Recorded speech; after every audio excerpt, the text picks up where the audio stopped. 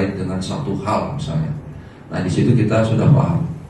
Kalau dari segi agamanya kita sudah paham, ya minimal itu akan menjadi pegangan kita, ya, supaya kita bisa menjalankan itu semua.